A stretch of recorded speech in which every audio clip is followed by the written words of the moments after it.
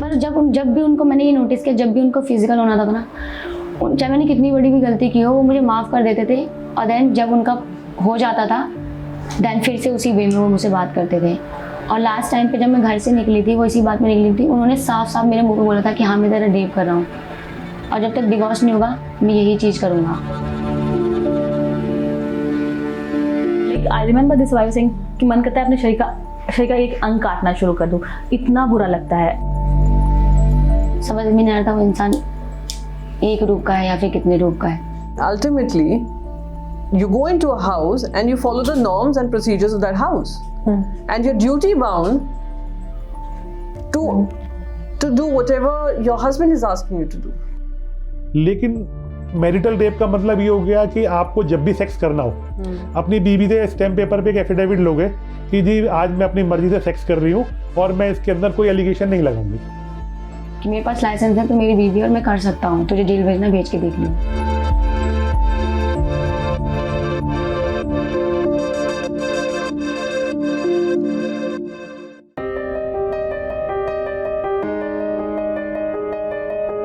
मना तो करती थी मैं, पर मैं कुछ कह नहीं पा रही थी, अपनी बात नहीं रख पा रही थी, क्योंकि मैं उस इंसान से प्यार करती थी। तो मुझे लगता था, क्योंकि मैं जब उनसे बात करती थी, हो गया ठीक है, देन मैं आफ्टर दैट मैं बात करती थी जबकि ये सब गलत है, ये क्या हो रहा है, मतलब ऐसे नहीं होना चाहिए था, तो मुझे कहते थे मैं कंट्रोल नहीं कर पाता। Marriage is India's favorite festival.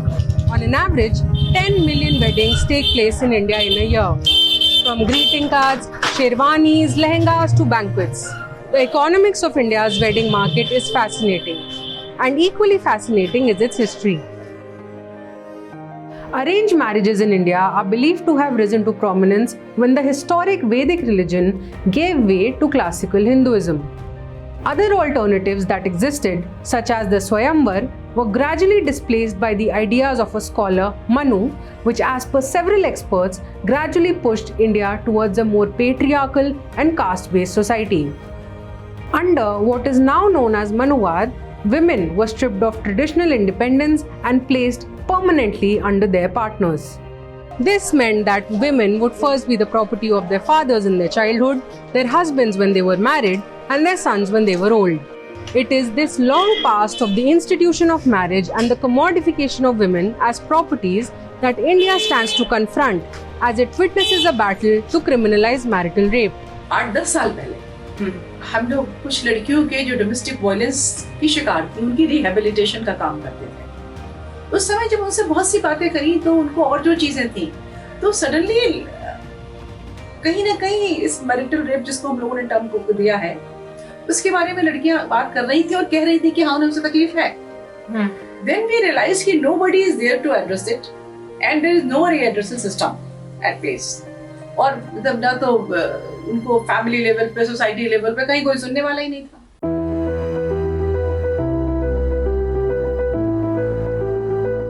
This is Dr. Chitra Avasthi, the founder of RIT Foundation, one of the parties that is currently fighting a legal battle in the Delhi High Court to criminalize marital rape. The RIT Foundation first filed its petition in 2015. After 6 years of hearing, the Delhi High Court is prepared to give its verdict on the criminalization of marital rape. अगर हम growth की बात करें, awareness की बात करें, तो yes that is phenomenal है। लोगों में बातचीत शुरू हुई। सबसे बड़ी बात यह है कि जो शुरू में लोग कहते हुए चले आते थे, ये क्या कर रहे हैं, ये तो सोसाइटी को तोड़ने के लिए आए हैं। लोग हमारी बात सुन रहे हैं और कह रहे हैं, हम कह रहे हैं उनसे नहीं, हम तोड़ने नहीं आए हैं। और कुछ लोग अब इस चीज से हमारी अग्री करने लगे। As of now, India is one of the 36 countries that has not criminalized marital rape. Currently, Section 375 of the Indian Penal Code defines the offence of rape but makes an exception for sexual intercourse between a married couple. But the petition filed by RIT Foundation demands that this exception be removed from India's rape law and challenges its constitutional validity. देखिए, मेरी उम्मीद तो वही है जो पहले दिन थी कि कोर्ट हमारे फेवर में है। कभी कभी तो लगता है कि उसका कुछ फायदा भी होगा नहीं, हम लड़ते जा रहे हैं, कोर्ट में डेट्स मिलती जा रही हैं। देन कोई एक ऐसा मिल जाता है जो इस चीज से गुजर रहा है, तो हमको लगता नहीं अब इसको लड़ना है, छोड़ना नहीं है। ऐसे ये हाई एंड लो चल रहा है इसमें। Official figures tell us that 80% of married women who are victims of sexual violence reported their current husbands as the perpetrators. Figures also tell us that an average Indian woman is 17 times more likely to face sexual violence from her husband than from others. A 2021 study estimated that 5.4 million Indian women affected by spousal sexual violence required psychiatric counseling. शादी में ज़बरदस्ती शारीरिक संबंध बन रहे होते हैं, husband बना रहे होते हैं, तो बहुत कम महिलाएं निकल के आती है जो कहती है कि मैं इसकी वजह से नहीं रहना चाहती अपने पति के साथ। तो जब सर्वाइवर्स का बातचीत हो रही होती है तो हम देखते हैं कि उनको जब मार पिटाई हो रही है ना, तो उनको पता चल रहा है कि कुछ गलत हो रहा है। जब उनको गाली गलौज पड़ रही है, they are not happy about it. Like I remember this survivor saying कि मन करता है अपने शरीर का एक अंग काटना शुरू कर दूँ। जब पूछते कि आपको लगता है ये गलत है, तो बोलते कि नहीं, वो तो मेरा पति है ना, उसको तो अधिकार है। सर्वाइवर्स रिपोर्ट नहीं करे ना, जिनको नहीं पता है, उनसे भी जब इस एरिया में बात करो, आप पूछो कि आपके बीच में आपके हस्बैंड के संबंध कैसे हैं, जो शारीरिक संबंध बनते हैं हस्बैंड वाइफ के बीच में, वो कैसे हैं, तो बहुत सर्वाइवर्स निकल के आती है कि हमारा मन नहीं होता पर हम जबरदस्ती करते हैं, हमें करना पड़ता है। इतना बुरा लगता है, मतलब तकलीफ इतनी होती है, कुछ अच्छा नहीं लग रहा होता है, ऐसा लग रहा था कि क्यों हो रहा है, कैसे रोकूं इस चीज़ को। Monica is a counselor with Shakti Shalini, a non-profit which has been at the forefront of helping women deal with violence of all shapes and forms. The organization provides counseling and legal remedies to survivors of sexual violence and is one of the key groups helping women going through marital rape. Like I remember survivors quoting these things कि जब उन लोगों ने अपने in-laws को बताया होगा या फिर मम्मी पापा को बताया होगा, तो वो कहते हैं कि तुम्हारे साथ ऐसा क्या नया हो रहा है जो बाकी औरतों के साथ नहीं हो रहा। अरे तो करना ही पड़ता है, शादी का मतलब ही यही होता है। सो जो शादी का मतलब एक होता है कंपेनियनशिप, पार्टनरशिप, वो तो खत्म हो जाती है जहाँ पे डोमिनेंस की बात आती है कि आपको करना है क्योंकि आप बीवी हो, और वो कंपेनियनशिप नहीं रही, पार्टनरशिप नहीं, तो शादी तो रही ही नहीं। वो ऐसा इंस्टीट्यूशन तो फिर किस काम का। आपको लगता है कि इतना ही डर है अगर लोगों को शादी जैसा रिश्ता टूट जाने का कि उसको टूट जाना चाहिए, कि इतना कमज़ोर नहीं हो सकता शादी जैसा रिश्ता कि वो एक छोटी सी बिल से ना टूटे। ये छोटी सी बिल तो है ही नहीं, पहली बात, ये बहुत बड़ी बात है। और ये जब तक नहीं समझ सकता समाज, क्योंकि जिस पे बीतती है ना वही समझेगा। जब हम रीच आउट करते हैं, उनको जब बताते हैं कि आप अपने हस्बैंड के अगेंस्ट कुछ मतलब आप क्या करना चाहते हो इस चीज़ को लेकर, आप कैसे इस चीज़ से बाहर निकलना चाहते हो, तो मैम क्या कर सकती हूँ, मुझे इनके खिलाफ केस फाइल करना है या जो भी करना है, मैं चाहती हूँ इनको भी सज़ा मिले। बट जब लीगल ऑप्शंस की बात आती है तो वहाँ पे कुछ भी नहीं है इस डोमेन में। जो ये मैरिटल रेप को रिपोर्ट करती हैं और सेक्सुअल अब्यूज़ रिपोर्ट कर रही है शादी के अंदर, उनके लिए वो जब उनका प्राइमरी कंसर्न ये था कि ये चीज़ मेरे साथ हुई है और मुझे इसको रोकना है या इससे निकलना है, तो वी फाइंड कि वो बहुत टूटी हुई होती है। एंड कई बार होता है कि वो लाइक वी गेट सर्वाइवर्स जो हर सेशन में उस चीज़ को लेकर वो उनको रोना आता है, लाइक बोलते बोलते उनका गला भर जाएगा, वो रोना नहीं रुकेगा उनका। शादी नाम से तो मेरा भरोसा उठ चुका है, प्यार तो दूर दूर तक नहीं है। कभी लगता है कि दोबारा हिम्मत आएगी? नहीं, प्यार कर हिम्मत नहीं, मैं करना ही नहीं चाहती। मुझे ये सारी चीज़ें बकवास लगती हैं। कुछ नहीं है इनमें, जो है हम हैं, जो करेंगे हम करेंगे। अब जाके 3 महीने बाद मुझे लग रहा है कि हाँ मैं कर सकती हूँ। पहले ऐसा कुछ नहीं लग रहा था, रोती रहती थी, कभी कभी फ्रस्ट्रेशन होती थी, समझ में भी नहीं आता था कि मेरे साथ हो क्या रहा है, या फिर फीलिंग से लड़ना, क्वेश्चंस आते थे बहुत ज़्यादा, उन्हें फेस करना उस इंसान को भी आते थे, क्योंकि हमारे पहले के मोमेंट बहुत अच्छे थे तो उन पर कंपेरिजन करती थी। I see the girl again and again and she keeps telling me कि तो उसको सज़ा तो नहीं मिलेगी ना, फिर कितनी सज़ा मिलेगी, लाइक जो तकलीफ मुझे हुई है उसको कैसे समझ में आएगी, because the husband keeps bothering her again and again. तो जब वो यहाँ पे पहुँची, उसका हस्बैंड आया यहाँ पे, like she wanted to just confront that person once कि डज ही रियलाइज कि उसने जो किया है वो गलत है। And the husband was like कि उसको कोई रिलेशन नहीं था, and this keeps hitting her कि फिर तो उसने मुझसे कभी प्यार ही नहीं किया। बहुत गिल्टी फील होता था, गुस्सा आता था, ये सोचिए कि मैंने इस इंसान से प्यार किया या फिर मैं यहाँ पे बन गई हूँ, मैं कैसे निकलूँगी। मैं अपनी पढ़ाई के बारे में सोचती थी, अपनी लाइफ के बारे में सोचती थी, क्योंकि मैं कभी नहीं चाहती थी कि मेरी लाइफ इन सब चीज़ों में उलझ के रहे। मैं कुछ करना चाहती थी, तो वही सारी चीज़ें माइंड में चलती थी। कभी कभी जाके अकेले छत पर रोती थी मैं, कि मैंने सोचा नहीं था इतना कुछ हो जाएगा और हो गया। ये मेरे लिए बहुत मुश्किल है भुला पाना। Heartbroken but ready to stand up on her own feet. This is what Sonam now looks forward to in her life. Born and raised in Uttar Pradesh, Sonam is completing her bachelor's as she recovers from the trauma of being raped by her husband in the 2 years she spent with him. शादी से पहले हम relationship में थे, तो 6th class से हम लोग ऐसे ही नॉर्मल फ्रेंड थे, फिर कॉलेज में आते आते ज़्यादा क्लोज हो गए थे। मेरे घर वाले राजी नहीं थे, उनके घर वाले राजी थे। पहले तो 1-2 महीने ठीक था सब कुछ, देन जब मैं अपने ससुराल में गई, उनकी नानी थी वहाँ पे, मम्मी थी, तो वहाँ पे उनकी नानी ने मेरे साथ भेदभाव छुआ-छूत किया बहुत ज़्यादा। वो निचली जाति कहती थी basically. Like imagine you see a person जो it's out of a fairy tale and suddenly you are in a place जहाँ पे सब कुछ ही नर्क बन गया है। आपको मार भी पड़ रही है, आपको गाली गलौज भी हो रही है, ससुराल वाले भी परेशान कर रहे हैं। द ओनली पर्सन देयर जिसके तरफ आप देख सकते हो थोड़ा सा सपोर्ट के लिए, आपका हस्बैंड है, एंड वो भी थोड़ा टाइम बाद आपको मारना पीटना शुरू कर दे अपने घर वालों के प्रेशर में आके, या फिर जो भी हो, एंड आपको हर तरीके से मैनिपुलेट किया जा रहा है कि हम तेरे भले के लिए कर रहे हैं, तू ऐसा कर देगी तो ये चीज़ नहीं होगी। एंड पढ़ी लिखी लड़की है, बेवकूफ़ नहीं है, वो जानती है कि इसका कोई एंड नहीं है, एंड वो फिर भी कॉम्प्रोमाइज़ कर रही है कि सब कुछ ठीक हो जाएगा, ठीक हो जाएगा। But then the husband coming and telling कि तू कैसे नहीं करेगी, तेरी बॉडी मेरी है, मैं तुझे रेप करूँगा और मैं करता रहूँगा। एंड कहती है मुझे कि मैं एकदम लाश की तरह पड़ी थी और सोची थी कि करूँ क्या अब।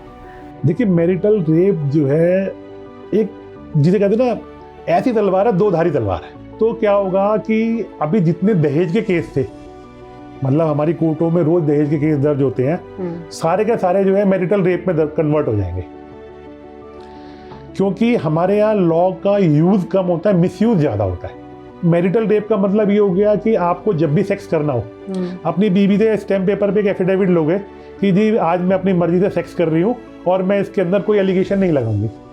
Piyush Jain is a lawyer by profession and a men's rights activist by passion.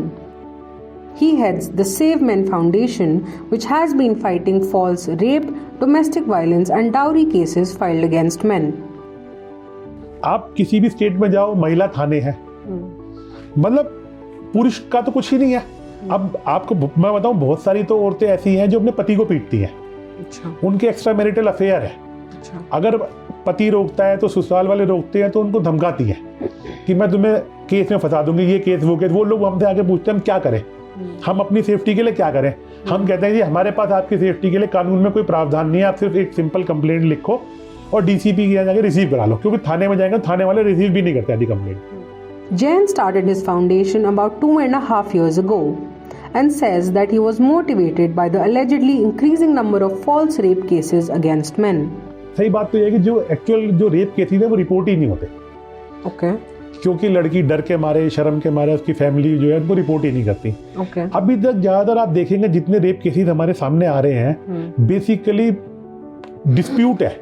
एक चुटकुला हमारे यहाँ लीगल उसमें चलता है।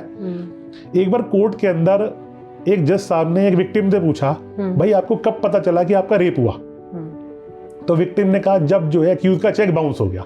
In February this year, when the arguments in court between the central government and the parties of the case caught public eye, we saw a number of protests against the criminalization of marital rape.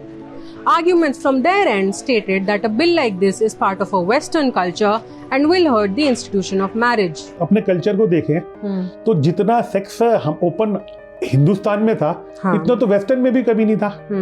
अगर हम महाभारत के time में चले जाएं, मतलब हजारों साल पहले चले जाएं, कि जितनी लिबर्टी उस टाइम लड़की को थी कि जो स्वयंवर करती है, स्वयंवर का मतलब क्या हो, खुद अपना पति चुनना। तो जो लिबर्टी लड़की को उस टाइम थी, वो लिबर्टी तो आज भी नहीं है देखा जाए तो आजकल जो ये ओयो रूम्स के अंदर क्या हो रहा है कि लड़का लड़की जाते हैं, जिससे भी जो अफेयर है करा और अपना वहां पे गए, घंटे 2 घंटे के लिए सेक्स किया और आ गए। तो उसको भी उन्होंने ना बड़ा मजेदार नाम दे रखा है, चद्दर बदलना।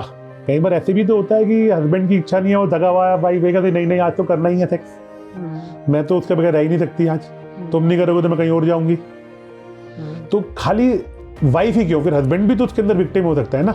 और फिर जो शादी का जो इंस्टीट्यूशन है, ये बात बिल्कुल ठीक है कि उसके अंदर इम्प्लाइड कंसेंट तो है ही ना। मैंने कहा ना कि सेक्स, लव, इमोशन, ट्रस्ट, ये सारी चीज़ें उसके अंदर साथ साथ हैं ही। उसके बगैर तो मतलब लाइफ चलेगी नहीं ना। ये अंडरस्टैंडिंग की बात है कि चलो ठीक है, आज तुम्हारा मन नहीं है, कल कर लेंगे, परसों कर लेंगे, कोई बात नहीं। एक दूसरे को रेस्पेक्ट करना और ये कहते हैं ना, ये बहुत ज़रूरी है। मैंने कितनी बार मना किया, मुझसे बात नहीं करते थे 2-2 3-3 दिन तक। फिर मेरी फीलिंग की केयर नहीं कि तू मेरी बात सुनती है, मैंने ऐसे किया था वैसे किया था, इस तरीके से मतलब कन्विंस करके, और मेरे ना चाहते हुए भी वो चीज़ होती थी। As the Delhi High Court continued to hear the plea against marital rape, social media became riddled with the curious hashtag, marital strike. In 3 days, the hashtag was used in nearly 70,000 tweets. It wasn't women exiting the institution of marriage, but men boycotting it as a response to the marital rape hearings. On social media, the case turned into a women versus men battle as men of all ages tweeted their thoughts on the case with this curious hashtag. हमारे यहाँ rape अभी भी as a stigma लिया जाता है, और उसमें ये होगा कि अगर किसी ने कह दिया कि मेरे हस्बैंड ने मेरे साथ रेप करा तो, और उसके खिलाफ कंप्लेंट भी कर दी, तो मुझे नहीं लगता कि वो शादी सस्टेन कर पाएगी कभी भी। सोसाइटी का जो सिस्टम बना हुआ, सोसाइटी का जो ढांचा है, सोशल जिसे कहते हैं हम, तो वो क्या डिस्ट्रॉय करना चाहते हैं ये लॉ लाके। अगर ये चीज़ फैमिली जैसे इंस्टीट्यूशन को या फिर मैरिज जैसे इंस्टीट्यूशन को हर्ट करती है, तो आई थिंक हर्ट होने दो ना, गिर जाने दो इस पूरे इंस्टीट्यूशन को। It should fall down, then it's not worth it. How can a family be hurt या फिर वो पूरा इंस्टीट्यूशन खराब हो जाएगा just because a woman is speaking up for her body and her rights and accusing and the accuse being pointed out for it. Women are brought up with this kind of responsibility that as a daughter, you have to listen to whatever your family members expect of you. You study till the time your family expects you to. You get married when your family wants you to. Ultimately, you go into a house and you follow the norms and procedures of that house. And you're duty bound to do whatever your husband is asking you to do, the way he wants you to lead your life. So I think that is something which is inculcated in us from our birth. I look at it from the point of women owning their agency and being able to take decisions. Priyanka Chaturvedi is an opposition MP of the Shiv Sena and one of the few women who have been actively calling for a legislation on marital rape, while also asking for the issue to be taken up in a parliamentary committee. Why should we not look at it from that point of view? And why should we be counted amongst those handful of nations which do not look at marital rape as a criminal activity? I just fail to understand why can't it be considered rape? While the hearing went on in the Delhi High Court, an interesting term was used by the bench to refer to the central government's stand on marital rape, Trishanku, a mythological king who sought to create his own heaven only to be suspended in limbo halfway. This, perhaps, because the centre refused to provide the court with a yes or no answer against the criminalization of marital rape, and it kept seeking more time to present its arguments. At the peak of the hearings, the Women and Child Development Minister, Smriti Irani, stood up in the floor of the parliament and said this. At the onset, let me say, to condemn every marriage in this country as a violent marriage and to condemn every man in this country as a rapist is not advisable in this august house.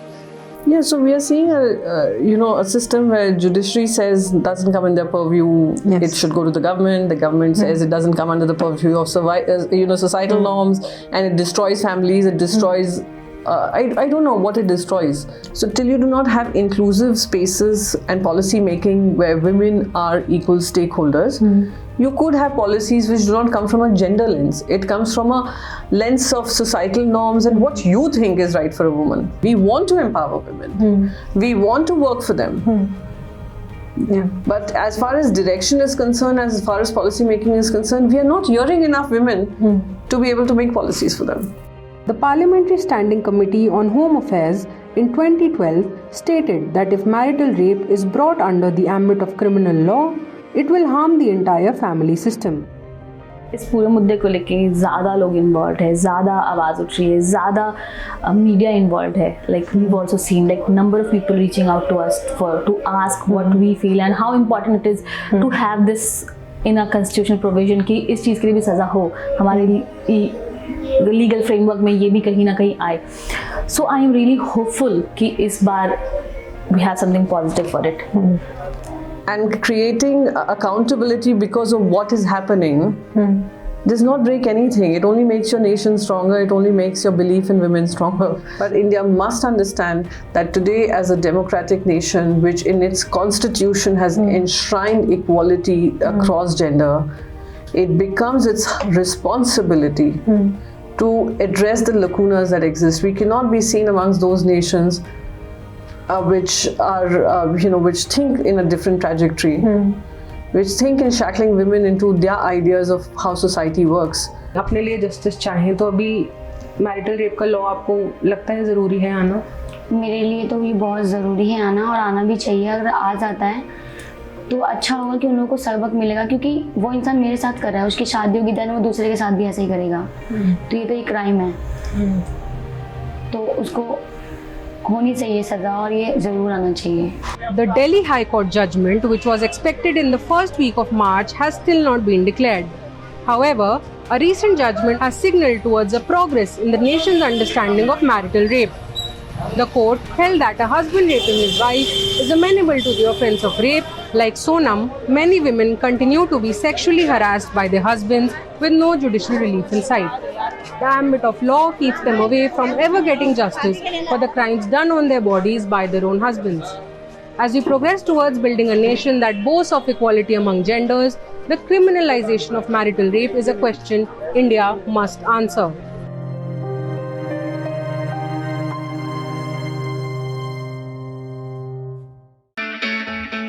It's great to see you here. Thank you for watching our work. If you haven't subscribed yet, don't forget to click the bell icon and subscribe to Mojo Story and support independent, robust journalism.